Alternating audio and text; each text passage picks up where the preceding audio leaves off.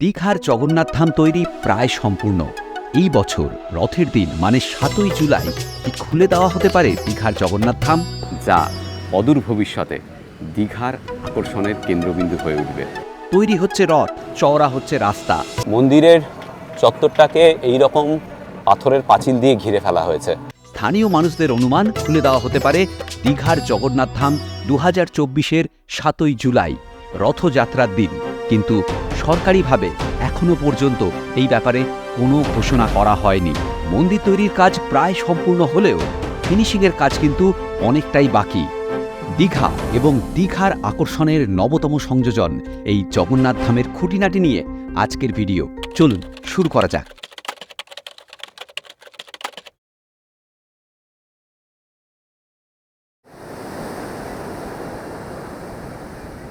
সুপ্রভাত ফ্রম দীঘা।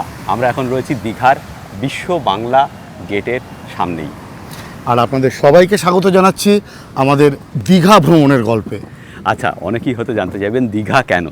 দীঘা আসলে সবসময় আমাদের ভালো লাগার জায়গা, আমাদের নয় শুধু, আপনাদেরও।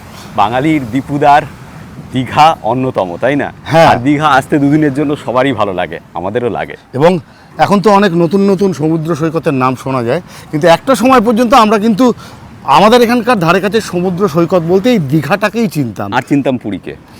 পুরীকে, কিন্তু পুরীটা যেহেতু উড়িষ্যা, আমি পশ্চিমবঙ্গের কথা বলছি, বাংলার কথা বলছি। তা বাংলায় আমাদের কিন্তু দীঘাই ছিল আর কি। অবশ্যই। কাজেই তার একটা আলাদা নস্টালজিয়া, সেই যে আশা। এবং মনে করে দেখ, প্রথম যখন মানে আমরা নাবালক থেকে একটু সাবালক হয়ে উঠি, সেই সময় বন্ধু বান্ধব মিলে প্রথম যে ট্যুরটা করেছেন, ম্যাক্সিমাম মানুষই কিন্তু এই দীঘাতেই সেই ট্যুরটা করেছে। সে ব্যাপারে কোনো সন্দেহ নেই, আমার জীবনেও তাই, তোর জীবনেও তাই, এবং আমাদের বয়সী বোধহয় ম্যাক্সিমাম মানুষের জীবনেই তাই। দীঘা অভিভাবক ছাড়া বন্ধুদের সাথে ফার্স্ট ইয়ারের কলেজ জীবনের প্রথম বেড়ানোর নস্টালজিয়া। দুদিনের ছুটিতে দক্ষিণবঙ্গবাসীদের জন্য বেড়ানোর সবচেয়ে জনপ্রিয় ডেস্টিনেশন। অনেক সমালোচনার মধ্যে থেকেও দীপুদার আদরের দীঘার জনপ্রিয়তায় বিন্দুমাত্র ভাটা পড়েনি, বরং শ্রীবৃদ্ধি হয়েছে বলা যায়। আমি আর পৃথ্বীজিৎ লোকাল ট্রেনে চেপে দীঘা গিয়েছিলাম ১৯শে জুন ২০২৪ বুধবার। সেই অভিজ্ঞতা আপনারা দেখেছেন এর আগের পর্বে। পৃথ্বীজিৎ, শান্তির জীবন শেষ। এ ভুল কি পাবলিক ক্ষমা করবে? এর মধ্যে আরেক ক্যাচাল, একজন বমি করে দিয়েছে। আজ এই ভিডিওতে দীঘার গল্প, নতুন করে সেজে ওঠা আমাদের আদরের সাগরকন্যা দীঘার। তো দীঘা আসার অন্যতম কারণ তো এগুলো, অবশ্যই নস্টালজিয়া। আরেকটা কারণ যেটা হচ্ছে যে এখানে কিন্তু সব ধরনের লোকেদের জন্য সব ধরনের বাজেটের থাকার জায়গা আছে। হোটেল, হোমস্টে, অন্য জিনিস সবই আছে কিন্তু ঠিক। এবং খাবার জায়গাও আপনি সব বাজেটের পাবেন।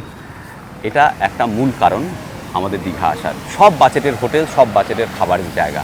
আরেকটা কারণ তো অবশ্যই সমুদ্র। আরেকটা কারণ হচ্ছে আশেপাশে একদিন ঘোরার অনেক জায়গা। অমরাবতী পার্ক রয়েছে, অ্যাকোয়ারিয়াম রয়েছে, পাশে ওশিয়ানা, উদয়পুরের মতো বিচ রয়েছে। দরকার হলে আপনারা মন্দারমণিও চলে যেতে পারেন এখান থেকে ডে ট্রিপে। তো এই সবের কারণে, এবং আরও একটা, বা শঙ্করপুর, তাজপুর, সেগুলো রয়েছে। আরও একটা প্রধান কারণ হচ্ছে যাতায়াতের সুবিধা। ঠিক ঠিক, প্রচুর অপশান। আপনি বাংলার যে কোনো জায়গা থেকে খুব সহজেই দীঘা চলে আসতে পারেন। কলকাতা বা সাবারবানে থাকলে আরও সহজে চলে আসা যায়, মানে ৪-৫ ঘন্টার মধ্যে তো দীঘা পৌঁছেই যায়। একদমই তাই। সেটা আর আমরা যেভাবে এলাম, এর আগের পর্বে আপনারা দেখেছেন, লোকাল ট্রেনে করে দীঘা, সেটাও সম্ভব। অনেক কম খরচে দীঘা কিন্তু ঘুরে নেওয়া যায়। ১ রাত ২ দিন বা ২ রাত ৩ দিনের প্ল্যানে দীঘা একটা দারুণ সুন্দর অপশান আমাদের কাছে। ঠিক, মানে এতগুলো বছর ধরে সেই কারণেই কিন্তু আপামর বাঙালির কাছে দীঘা এই জায়গাটা কিন্তু জনপ্রিয়তার শীর্ষে আছে। মানে উইকেন্ড ট্যুর হিসেবে এটা একদম সবসময়, একদম পারফেক্ট। এবং আমার কাছে, আমার বন্ধু বান্ধবদের মধ্যে অনেকেই রয়েছেন, আমিও রয়েছি তার মধ্যে, তুইও আছিস, অনেকবার করে দীঘা এসেছি, কিন্তু পুরনো হয় না।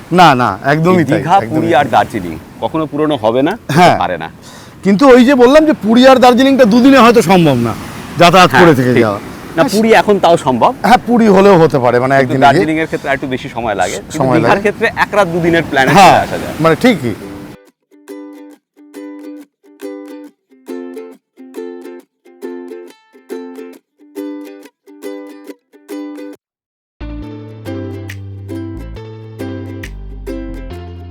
তার সঙ্গে সঙ্গে আরও একটা কারণ রয়েছে। দীঘায় একটা সাংঘাতিক সুন্দর জিনিস গড়ে উঠছে, যা অদূর ভবিষ্যতে দীঘার আকর্ষণের কেন্দ্রবিন্দু হয়ে উঠবে। তা হচ্ছে জগন্নাথ ধাম।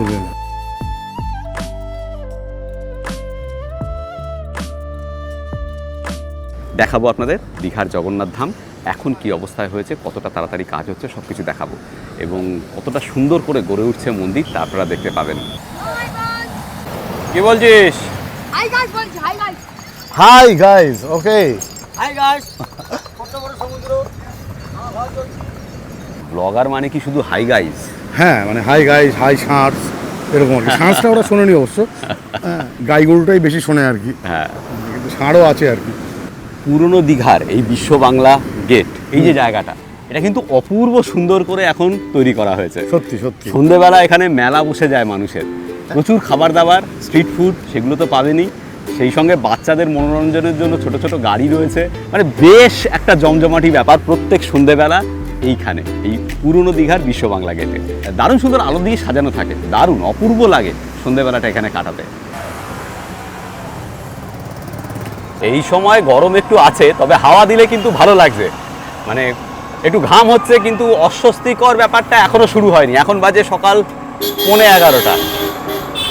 আশা করা যায় আর 2-4 দিনের মধ্যেই বর্ষা নামবে। হ্যাঁ, তবে দীঘা কিন্তু সাংঘাতিক মনোরম থাকে আর্লি ইন দ্য মর্নিং আর লেট ইভিনিং। গতকাল সন্ধেবেলা আমরা এখানে এসেছিলাম, দারুণ সুন্দর লাগছিল। এই বিল্ডিংটাই হচ্ছে রাজ্য পর্যটন উন্নয়ন দপ্তরের দীঘালি 2, এর পরের প্লটটাই হচ্ছে জগন্নাথ ধাম, আর তারপরেই হচ্ছে রেল স্টেশন। এই সামনে হচ্ছে জগন্নাথ ধাম। রাজ্য পর্যটন মানচিত্রে দীঘা অন্যতম, আর দীঘার আকর্ষণের কেন্দ্রবিন্দু হতে চলেছে এই জগন্নাথ ধাম অদূর ভবিষ্যতেই। দারুণ সুন্দর করে গড়ে তোলা হচ্ছে এই জগন্নাথ ধাম 20 একর জমির ওপরে তৈরি করছে হিডকো। খরচ পড়ছে 180 কোটি টাকা। যখন এটা তৈরি হয়ে যাবে, তারপর দীঘায় একটা অন্যতম আকর্ষণ, বলতে পারেন দীঘার আকর্ষণের কেন্দ্রবিন্দু হয়ে উঠবে এই জগন্নাথ ধাম।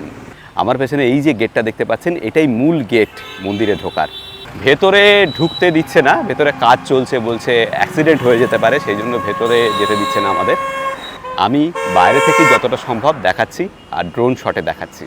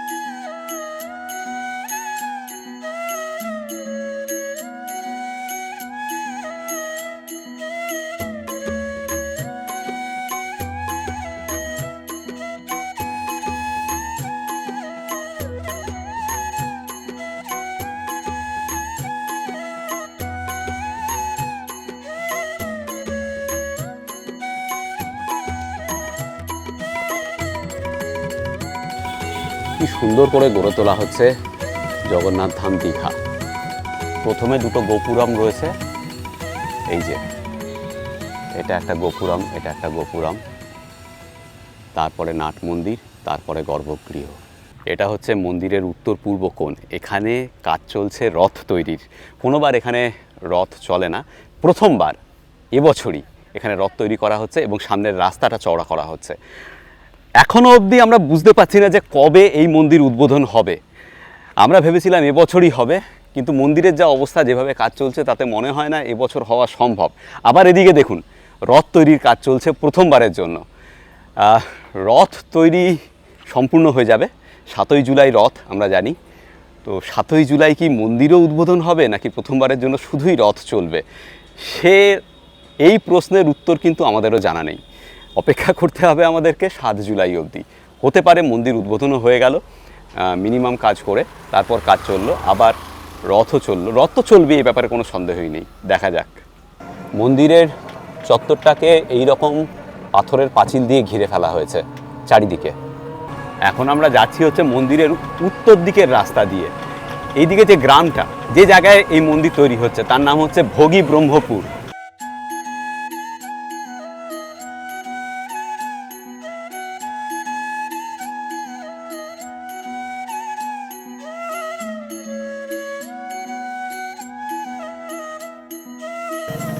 এই দেখুন, এটা হচ্ছে মন্দিরের পেছন দিক। আর এই যে গেটটা দেখতে পাচ্ছেন, এটা হচ্ছে এক্সিট গেট। এখান দিয়েই দর্শন করে বেরিয়ে আসতে হবে। এখান থেকে খুব ভালো দেখা যাচ্ছে গর্ভগৃহ। মন্দিরে পুরো দমে কাজ চলছে, তবে কোনোভাবেই মনে হচ্ছে না যে 7ই জুলাই মানে এই বছর আর কয়েকদিনই বাকি, আর 17 দিন বাকি, তার মধ্যে মন্দির সম্পূর্ণ করে উদ্বোধন হতে পারবে, এটা কিন্তু মনে হচ্ছে না। আমি পেছন দিক দিয়ে একটা ফাঁকা জায়গা পেয়েছি, পাঁচিলের মাঝখানে অনেকটা জায়গা ভাঙা, সেখান দিয়ে দেখাচ্ছি ভেতরে কি চলছে। দেখুন, এই হলো মন্দিরের এক্সিট গেট, আর পেছনে এই যে স্টেশন। এবার আমরা যাচ্ছি হচ্ছে নিউ দীঘায়। নিউ দীঘায় খানিকক্ষণ কাটাবো, তারপর যাব আশিয়ানা বিচ। আশিয়ানা বিচ না ওশিনিয়া বিচ? ওশিনিয়াই বোধহয় আমার মনে হচ্ছে। এইটা নিয়ে কিন্তু বিরাট। আশিয়ানা না, হ্যাঁ Ashiana, Oceana, Oceana, Oceana beach. আমরা সবাই বলি আশিয়ানা, কিন্তু আসলে হচ্ছে ওশিয়ানা বিচ। তো ওশিয়ানা বিচ যাব, তারপরে নিউ দীঘা দেখে নিয়ে, এখানে প্রচণ্ড আওয়াজ। তারপর যাব হচ্ছে উদয়পুর। উদয়পুর আর ওশিয়ানা পাশাপাশি দুটো বিচ। উদয়পুর হচ্ছে উড়িষ্যায় পড়ে, আর ওশিয়ানা পড়ে হচ্ছে পশ্চিমবঙ্গে। আমরা অমরাবতী পার্কের ঠিক উল্টো দিকের রাস্তা দিয়ে ঢুকছি নতুন দীঘায়। দীঘাতে এলে অমরাবতী পার্ক অবশ্যই একটা স্পট, আপনারা আসতেই পারেন। ওখানে আবার রোপওয়ে রয়েছে, তো বাচ্চাদের নিয়ে এলে ভেতরে একটা চিলড্রেন্স পার্কও রয়েছে, ভালো লাগবে। বেশ ঘন্টাখানেক, ঘন্টা দুয়েক সময় ভেতরেই কাটাতে পারবেন। নতুন দীঘায় এই যে সেন্ট্রাল ক্যান্টিন, তার পাশেই মিত্র ক্যাফে। একটু মাছ ভাজা খাবে নাকি, ফিশ ফ্রাই? দেখা যাক, আগে সমুদ্রপাত থেকে ঘুরে আসি।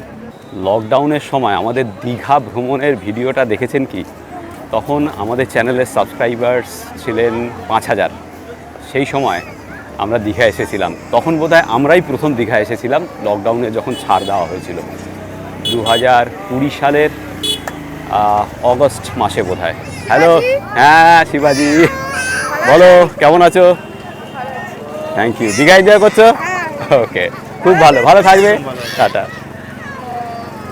কি নাম? ওকে, ভালো থাকিস।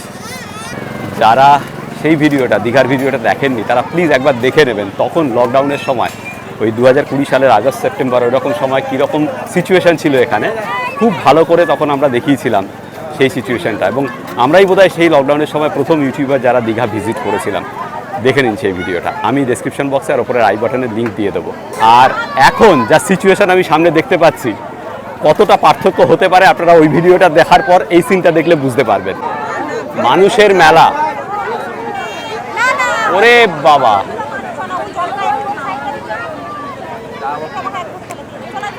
মৃত্যুজিৎ এখানে নিশ্চয়ই তুমি আর ঢুকবে না? না না, অসম্ভব। মৃত্যুজিৎ তো ঢুকবে না, আমারও ঢোকার কোনো ইচ্ছে নেই। আমরা তো স্নান করব না, এমনিতেই আমরা সমুদ্রে ঝাঁপাই কম। যাই হোক, চলো তাহলে। একটাই জিনিস খালি আমাদের এখন একটু অস্বস্তি লাগে, সেটা হচ্ছে সমুদ্রের রং। হ্যাঁ, আমরা বিভিন্ন জায়গায় সমুদ্রের রং দেখেছি, তাই না? একদম। Red Sea, Mediterranean Sea, Andaman, Andaman. তারপর থাইল্যান্ডের সমুদ্র। সেই তুলনায় সমুদ্রের রংটা একটু চাপা আমাদের দীঘায়। তাছাড়া মানুষের উৎসাহের কোনো ভাটা নেই, একদমই নেই, একদমই নেই। প্রচুর কাতারে মানুষ। কাতারে মানুষ। কাতারে কাতারে মানুষ। গরম কিন্তু এখন বেশ ভালো লাগছে, হ্যাঁ। ঘাম হচ্ছে, হিউমিড, তো যারা স্নান করছেন তাদের আনন্দ লাগছে। এখানে একটা ওয়াচ টাওয়ার আছে, যেটাতে উঠেছিলাম তখন আমরা যখন এসেছিলাম 2020 অগাস্টে। এখন তো উঠতে দেয় না, এখন শুধুমাত্র এই মানুষদের লক্ষ্য রাখার জন্যই ওখানে সিভিক ভলেন্টিয়াররা রয়েছেন বা কোস্ট গার্ডরা রয়েছেন।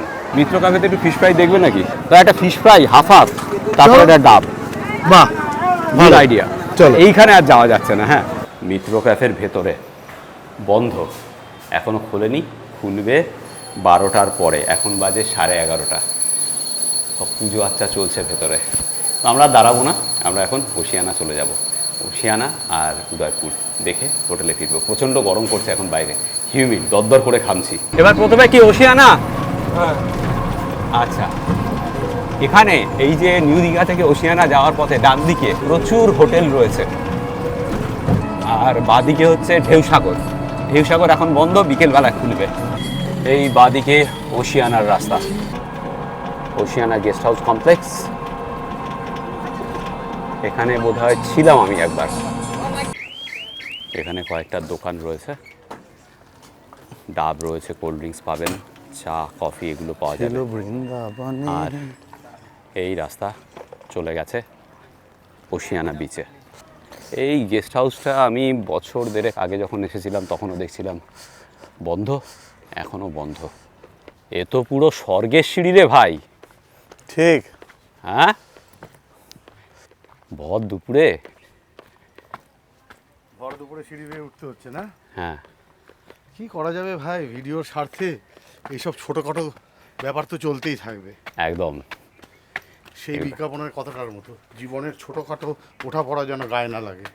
বোরোলিন সুরভিত অ্যান্টিসেপটিক ক্রিম বোরোলিন। বোরোলিন এখন ঘরে ঘরে সুরভিত, ঘরে ঘরে পাওয়া যায়। না, বোরোলিনও অফকোর্স বাঙালির ইমোশন।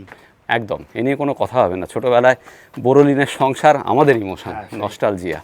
হ্যাঁ, সেই গলা, কী নাম যেন ভদ্রমহিলা? শ্রাবন্তী মজুমদার। শ্রাবন্তী মজুমদার।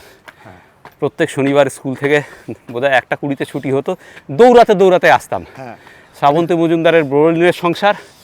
তারপর শার্লক হোমসের একটা অনুষ্ঠান হতো, অনেক নাটক, থিয়েটার, অনেক কথা। আরটা যেন কি ছিল? মনে নেই। শনিবারের বারবেলা, বারবেলা, বারবেলা। না, বারবেলা বলে একটা দরজার আওয়াজ ছিল। ঠিক, ওই তো শুরু হয়ে গেল, সময় হয়ে গেল। এখনই তো হাতুড়ি মার্কা ফিনাইলেক্সের শনিবারের বারবেলা, বারবেলা, বারবেলা। আর তখন ভাবতাম রান্নাঘর থেকে মাংসের গন্ধ ভেসে আসছে। ঠিক। কতক্ষণে মাংসটা খাওয়া যাবে আর কি। একদম। এই সকল সেন্টিমেন্টগুলো, এই সকল নস্টালজিয়াগুলো যারা আমাদের বয়সী বা আমাদের থেকে 4-5 বছরের বড় বা ছোট, তারাই বুঝতে পারবেন যে আমরা কী বিষয়ে কথা বলছি। এইগুলো আমাদের একটা অদ্ভুত নস্টালজিয়া। সামনে ওশিয়ানা সি বিচ, প্রচুর ঘামছিলাম, কিন্তু ঘাম শুকিয়ে যাচ্ছে। সুশীতল বাতাস বলে একটা কথা আছে না, এক্স্যাক্টলি তাই অনুভব করছি আমরা দুজন। সমুদ্রের পাড়ে কিন্তু সত্যিই সুশীতল বাতাস। কিন্তু এই বাতাসটা যেই অফ হয়ে যাবে একটু ওপাশে গেলে, তখনই অবস্থা খারাপ করে দিচ্ছে। দেখুন ওশিয়ানা বিচ। কোথার থেকে আসছো? আরামবাগ। ও হ্যাঁ, কালকে তো দেখা হলো। ঠিক ঠিক, ভালো থেকো, টাটা।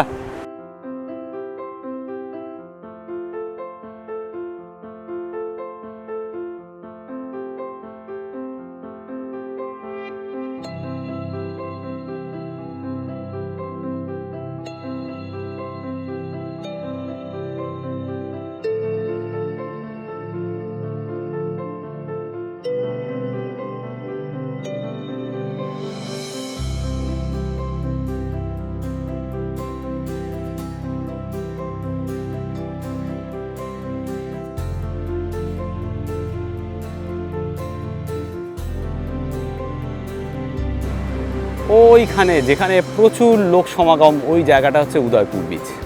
যাব আমরা এরপর ওখানে। যখনই ছাওয়ার থেকে বেরুচ্ছি তখনই সাংঘাতিক গরম লাগছে, তবে এই হাওয়াটা আছে বলে একটু বাঁচোয়া, হাওয়াটার জন্য বেঁচে যাচ্ছি। তবে এইখানে বিচে ভিড়, মানুষের সমাগম অনেকটাই কম। নিউ দীঘায় আর ওই উদয়পুরে প্রচুর মানুষ, তুলনামূলকভাবে এখানে এই ওশিয়ানায় লোকজন কম। আর এখন ভাটা শুরু হয়ে গেছে, সমুদ্রের জল একটু দূরে চলে গেছে। এই ওশিয়ানা বিচটা ফাঁকা ফাঁকা, তার কারণ হচ্ছে যে এখানে কোনো দোকান নেই, দোকান হয়তো করতে দেওয়া হয়নি।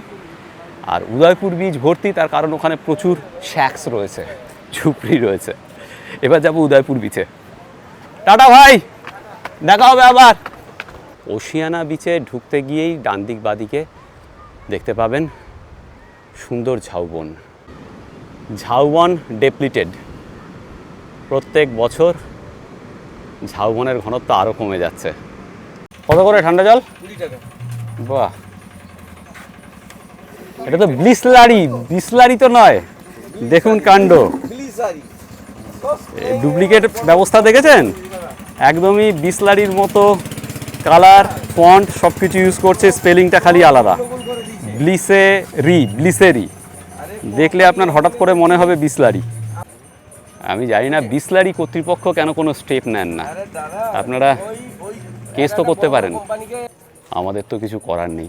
জল লাগবে, এখানে নর্মাল ট্যাপও পাচ্ছি না যে জল খাবো। এই যে উদয়পুর বিচ, এখানে এত লোকের সমাগম, অথচ ওশিয়ানা পাশেই, ওখানে মানুষজন নেই।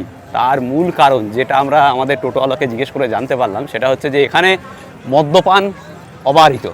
হ্যাঁ, তাই তো? মদ্যপান, হুকা, আচ্ছা। খাওয়া দাওয়া সব মিলিয়ে একটা মিনি দীঘার মতো একটা ভাইবস আছে আর কি বলতে পারিস। মিনি দীঘা না মিনি গোয়া? এই সরি, মিনি গোয়ার মতো একটা ভাইবস। হ্যাঁ। দীঘা বলছি, রাইট, মিনি গোয়ার মতো একটা ভাইবস আছে। সেই জন্য এই জায়গায় টুরিস্টরা বেশি আসে। এখানে বিচের ওপর বাইক ভাড়া পাওয়া যাচ্ছে, স্পিড বোট চলছে, কাঁকড়া পাবেন, তারপরেও শক্ত পানীয়েরও অভাব নেই। 200 টাকা কতক্ষণ? আধ ঘন্টা টাইম পাবে। আধ ঘন্টা 200 টাকা? 3 কিলোমিটার রাইড হবে, আধ ঘন্টার মধ্যে 3 কিলোমিটার রাইড। আচ্ছা। লাল কাঁকড়া দেখবে, বীচ ভর্তি, নদী সাগরে মিলন, আইল্যান্ড, এগুলো দেখে ঘুরে আসবে। ঠিক আছে, 200 টাকা করে নিচ্ছে বাইক, আধ ঘন্টা চালাবে। তোমরা কি নিয়ে যাবেন আমাদের ছেড়ে? চালাতে পারলে আমরা ছেড়ে দেবো, আচ্ছা ঠিক আছে। নিজেরা চালিয়ে ঘুরতে পারবে। আমাদের এখন আর এই গরমে বাইক চালানোর ইচ্ছে নেই বিচের ওপর দিয়ে। গরমে তো ভালো, চালালে হাওয়াটা লাগবে। হ্যাঁ, সে লাগবে। আগেই যা গেছি, ভিড়। তাছাড়া আমি হ্যাঁ। বহুকাল থেকেই যাচ্ছি। আপনারা চাইলে অবশ্যই এখানে বাইক রাইড করতে পারেন। কতটা নিরাপদ আমি জানি না, সেই ব্যাপারে আমি ডিসক্লেমার দিয়ে দিলাম। নিজেরা বুঝে শুনে বাইক রাইড করবেন। বিচে স্কিড করার চান্স সবসময় থাকে। যাই হোক, সাবধানে চালাবেন। না, তবে ভালো, রাইডটা ভালো, রাইডটা ভালো হবে, নো ডাউট। করেছি, রাইডটা ভালো। হ্যাঁ, এই যে ছোট ছোট শ্যাক্সগুলো আছে, এগুলোর মধ্যে কাঁকড়া পাবেন, মাছ ভাজা পাবেন, সব কিছুই পাবেন। কত করে নিচ্ছ গো কাঁকড়া? 200।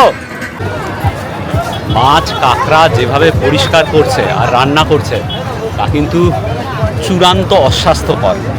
এখানে খেলে একটু বুঝে শুনে খাবেন, বিশেষ করে এই সামুদ্রিক যে প্রোডাক্টগুলো রয়েছে, সি ফুড যেগুলো রয়েছে। কেমন লাগলো আমাদের দীঘা ভ্রমণের গল্প, প্লিজ কমেন্ট করে জানাবেন। আজকের ভিডিও এই পর্যন্ত। পরের সপ্তাহে আবার ফিরে আসবো নতুন কোনো জায়গার নতুন কোনো গল্প নিয়ে। আর যেটা আমি সবসময় বলি, সবাই ভালো থাকবেন, ভীষণ আনন্দে থাকবেন, আর সঙ্গে অবশ্যই রাখবেন আমাদের চ্যানেল এক্সপ্লোরার শিবাজি। নতুন নতুন ভ্রমণের গল্প নিয়ে আমরা ফিরে আসবো আপনাদের কাছে। আরেকটা গুরুত্বপূর্ণ কথা, ইদানিংকালে অনেকেই হয়তো আমাদের ভিডিওর নোটিফিকেশান পাচ্ছেন না, বুঝতে পারছেন না আমরা ভিডিও দিচ্ছি কি দিচ্ছি না। আমরা কিন্তু রেগুলার ভিডিও দিই, সাধারণত মঙ্গল, বৃহস্পতি, শনি রাত 8টা। এবং আপনারা যারা নোটিফিকেশান পাচ্ছেন না, আপনারা কাইন্ডলি যদি ইউটিউবের অ্যাপে গিয়ে আমাদের চ্যানেলটাকে সার্চ করে সেখানে পেজে পৌঁছে যান, এক্সপ্লোরার শিবাজি সার্চ করে, তাহলে কিন্তু সমস্ত ভিডিও সেখানে পাবেন। শুধু তাই না, প্রত্যেকটা সিরিজের প্লেলিস্টও করা আছে। চ্যানেলের একটা প্লেলিস্ট পেজ আছে, সেখানে প্লেলিস্ট সেকশানে গিয়ে আপনি পেয়ে যাবেন প্রত্যেকটা জায়গা যা আমরা বেরিয়েছি তার ইন্ডিভিজুয়াল প্লেলিস্ট। সেখানে পরপর ভিডিওগুলো অ্যাড করা আছে। ইজিপ্টের প্লেলিস্ট রয়েছে, দুবাইয়ের রয়েছে, আফ্রিকার রয়েছে, শ্রীলঙ্কার রয়েছে, সবগুলো কিন্তু পরপর রাখা রয়েছে সেখানে। আপনাদের দেখতে কোনো অসুবিধা হবে না। অনেকেই এই কমপ্লেনটা করেন, দাদা ভিডিওগুলো হ্যাপাজার্ড হচ্ছে, একটার পর একটা পাচ্ছি না। প্লেলিস্ট কিন্তু প্রথম থেকে ক্রিয়েট করা রয়েছে চ্যানেলে। প্লেলিস্ট সেকশনটা দেখুন পরপর ভিডিওগুলো পাওয়ার জন্য। ভালো থাকবেন সকলে, দেখা হচ্ছে অন্য কোনো জায়গায় অন্য কোনো ভ্রমণের গল্পে। সেদিন সন্ধ্যায় আমরা আবার গিয়েছিলাম পুরনো দীঘার বিশ্ব বাংলা প্রাঙ্গণে। জনজোয়ারে তখন ভাসছে পুরনো দীঘার এই প্রাঙ্গণ। স্ট্রিট ফুড আর হরেক রকমের সামগ্রী নিয়ে যেন মেলা বসেছে তখন এখানে। সেই সাথে সমুদ্রের হাওয়া খেতে মানুষের ঢল নেমেছে। দারুণ সুন্দর একটা সন্ধে কাটিয়েছিলাম সেই দিন আমরা বিশ্ব বাংলা প্রাঙ্গণে পুরনো দীঘায়। আমি শিবাজি, আর আমি পৃথ্বীজিৎ, আর আপনারা দেখছেন আমাদের চ্যানেল এক্সপ্লোরার শিবাজি। আমরা বিভিন্ন জায়গায় ঘুরে বেড়াচ্ছি আর তার ভিডিও করে এই চ্যানেলে দিচ্ছি। যদি ভিডিওগুলো ভালো লাগে তাহলে অবশ্যই লাইক, শেয়ার এবং সাবস্ক্রাইব করবেন। সাবস্ক্রাইব করার সময় বেল আইকনটা অবশ্যই ক্লিক করবেন, তাতে আমরা যখনই একটা ভিডিও দেবো তার ইনস্ট্যান্ট নোটিফিকেশন আপনাদের কাছে পৌঁছে যাবে।